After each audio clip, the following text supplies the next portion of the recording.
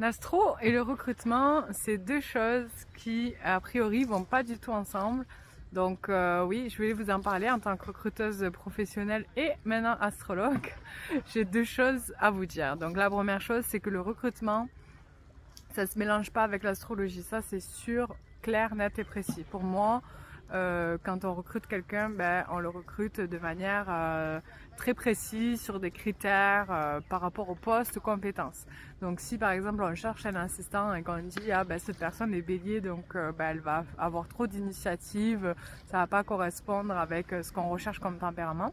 Ben, moi, je suis contre parce que on peut pas savoir pourquoi cette quel est le but final de l'embauche de cette personne. C'est-à-dire que si elle convient pour le poste, il faut faire confiance au processus aussi d'intuition, disons, ce côté, ok, peut-être que c'est un bélier pour un poste d'assistant, mais en fait, on s'en fiche.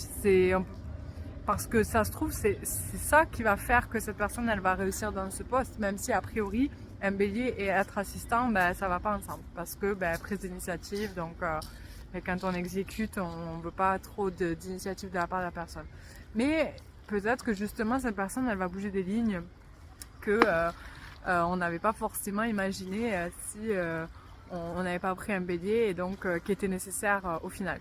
Donc si la personne elle est compétente et qu'elle a les compétences pour ce poste, ben moi je veux pas regarder du tout le signe astro, d'ailleurs je l'ai jamais regardé pour personne. Par contre là où c'est intéressant, l'astrologie et le recrutement, c'est plutôt du côté candidat.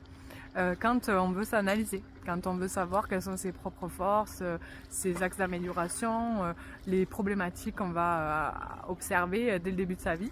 Et là, pour le coup, c'est super intéressant parce que on va pouvoir justement en être conscient et puis pouvoir se positionner déjà sur certains postes, types de postes, environnement, et puis aussi on va pouvoir se connaître mieux et donc mieux se vendre, mieux savoir pourquoi on est fait pour ce poste. Bien sûr, on va pas dire voilà je suis Gémeaux donc je suis un super communicant de nature parce que les Gémeaux communiquent super bien. Mais par contre on peut dire moi je suis un bon communicant, je suis très sociable et effectivement c'est quelque chose qui va être acquis, on va en être conscient et donc c'est ça qui va faire que on va être convaincant parce qu'on sera nous-mêmes convaincus. Donc c'est super intéressant d'avoir le côté astrologique en complément de la découverte de soi-même pour pouvoir être convaincu et du coup convaincre les autres.